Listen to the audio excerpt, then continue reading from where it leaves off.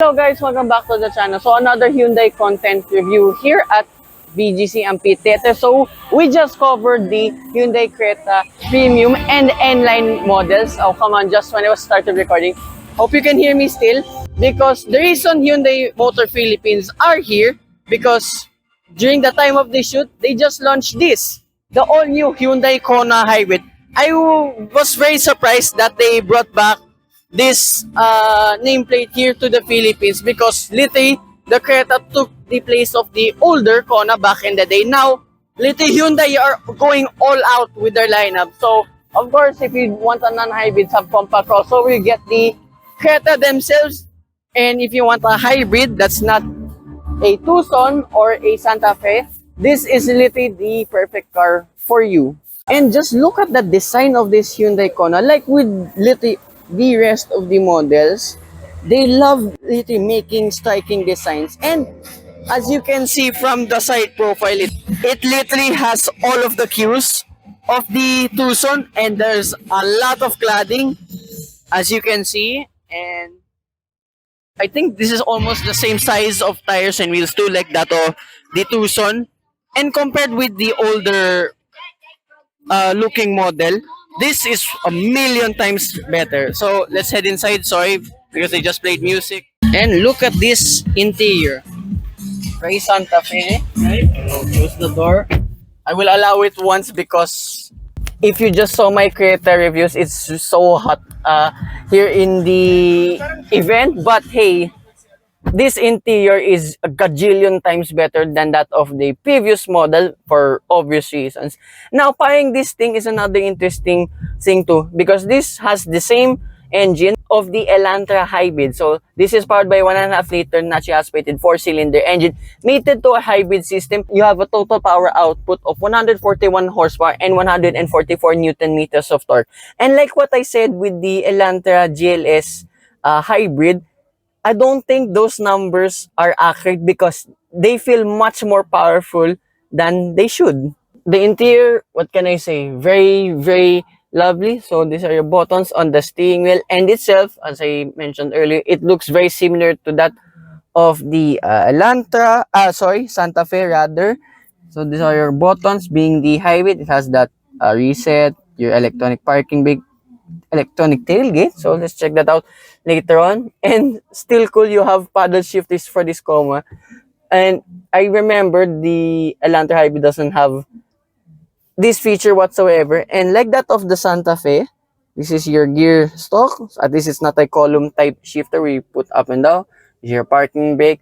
So hopefully soon we can demo these sets of screens, but I assume they're just as the same like with every other Hyundai model. So physical buttons, thank goodness for your climate and for your infotainment functions too. This is very Santa Fe, like 2 Type-C USB ports and a 12-volt socket, wireless charging pad, and then dive mode selector along too with an array of buttons. A lot of blanks, but I don't mind it.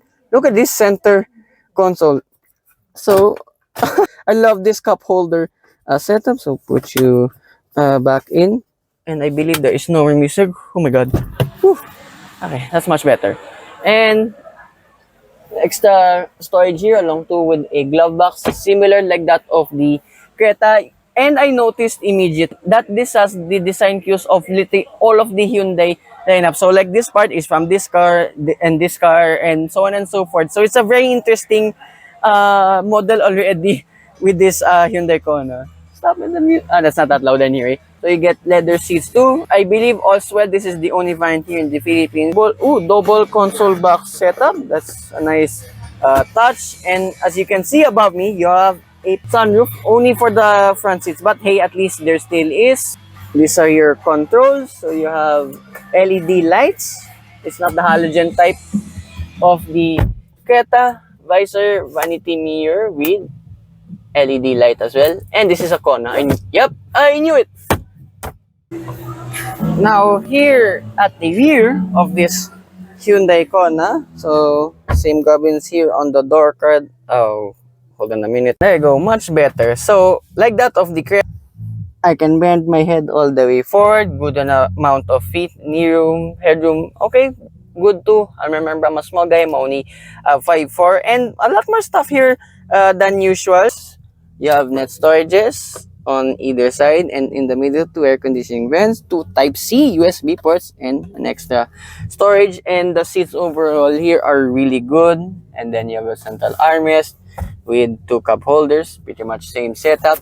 I haven't said this in a while, but it deserves a mention. You have isofix anchor points on either side, but I like the addition of the colored body matching anchor points itself. That's a really, really cool touch. So this is the rear finally of the Hyundai Kona. Very clean looking design. I will admit that this entire Kona looks like a freaking concept car, which I like. And then open the boot up. Yes, this time you have an electronic tailgate with this amount of boot space, so it's much larger and much more spacious than your usual ones. Hopefully we can have a proper test drive of this very very soon, because I know it will be as good as that, the Elantra hybrid. So one mistake, there are actually two variants of this Hyundai Kona hybrid. So first, we have the GLS. So that one stands at 1,528,000 pesos. And I believe this is the top of the line model at 1,688,000 pesos. Yeah, it's a little bit more steeper now comparing only with the previous Kona. But with this amount of tech, improved design, improved interior space, and all that, this is a much, much better car. And again, I'd like to thank everyone here at Hyundai Motor Philippines for the launch of this Hyundai Kona Hybrid yesterday. Again, if you want to check out more reviews here at this event, so I'll put in the link in the description down below. We brought Creta Premium and Creta N-Line, my favorite. Again, hope you guys like and subscribe, and I will see you with more Hyundai reviews. Bye-bye.